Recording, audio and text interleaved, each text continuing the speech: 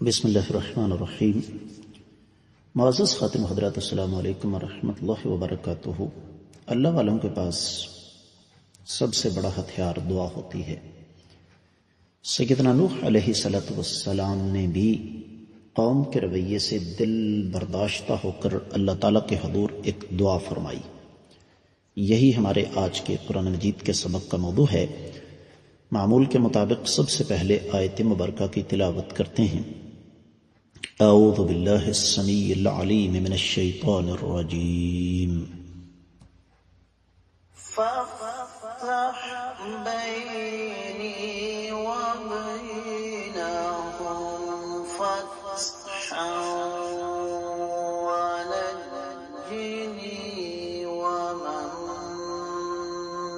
معی من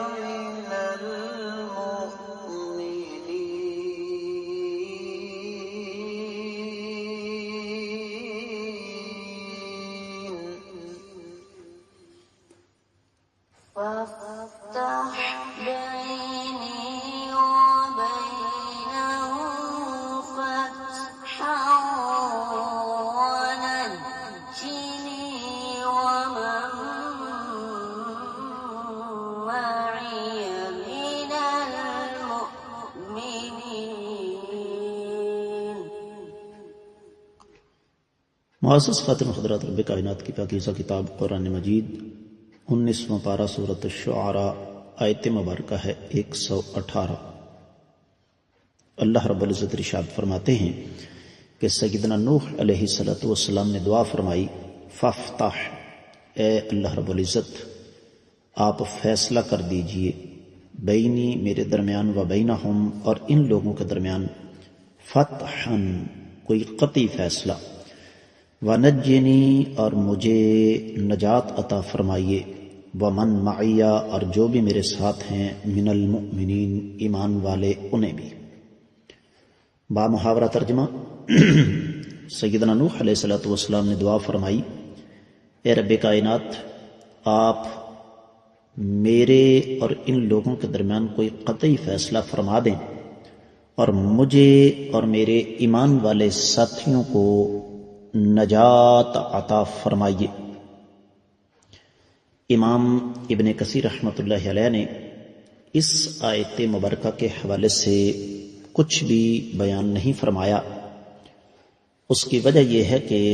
پچھلی آیت مبارکہ کی تفسیر میں جو کچھ وہ بیان کر چکے ہیں وہی کافی ہے۔ دیگر کتب تفسیر کا جائزہ لیا جائے تو مفسرین کرام، خاص طور پر امام ابن جریر، امام واحدی، امام بقائی، مادی قریب میں امام شنقیطی اضواء البیان میں، ابن عاشور التحریر والتنویر میں، اور پھر فقیہ العصر شیخ ابن عثیمین اپنی تفسیر میں بیان فرماتے ہیں کہ یہ دراصل بین السطور سیدنا نوح علیہ السلام کی بددعا تھی قوم کے لیے کہ فاحکم بینی و بین قومی حکما من عندک، کہ اے رب کائنات آپ سے کوئی چیز مخفی نہیں ہے، آپ کو ہر چیز کا علم ہے، میری طرف سے کوئی کمی کوتاہی نہیں، لیکن ان ظالموں نے حق کو مسترد کرنے میں بھی کوئی کسر نہیں چھوڑی۔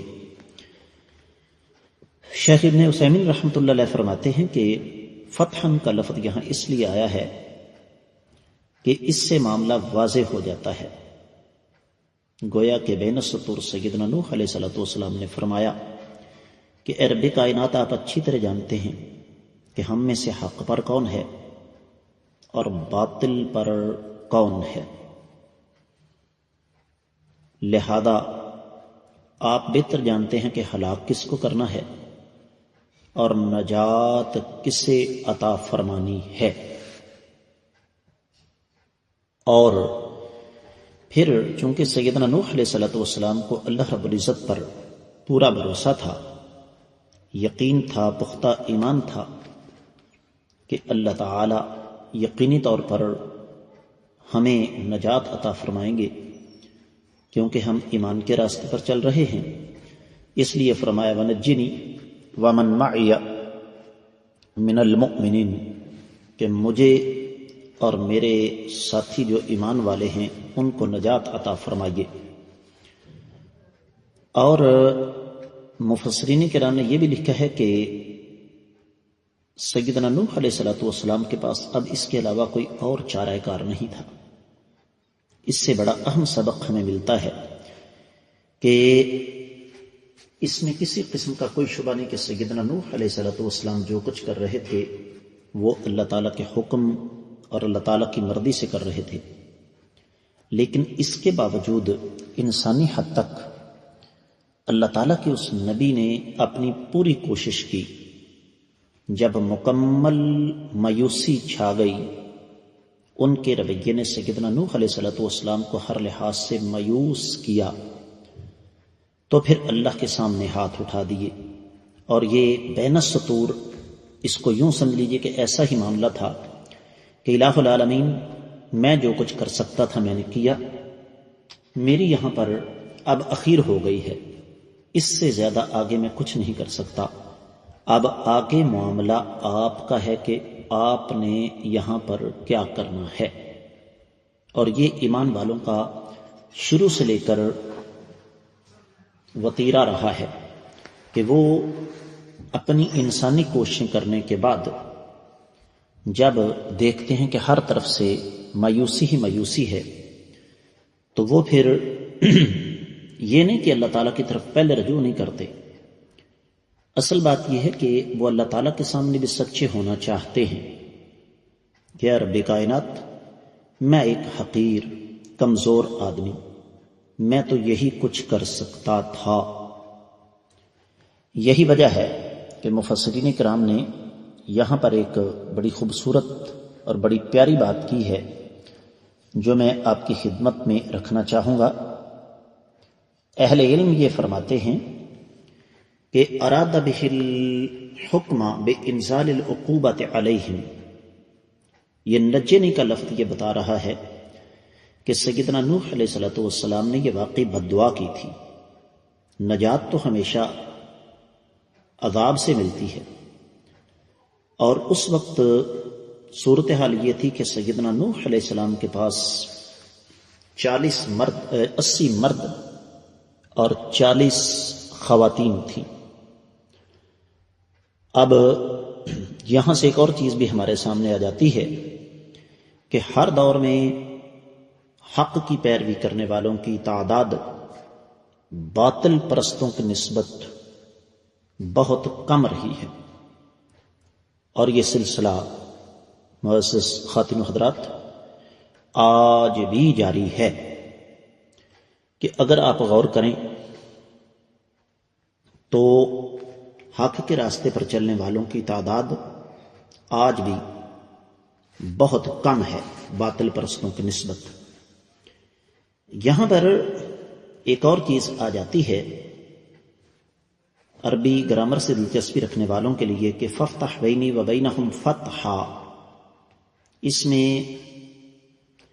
اہل لغت کا اختلاف ہے کہ یہ جو فتحً کا لفظ ہے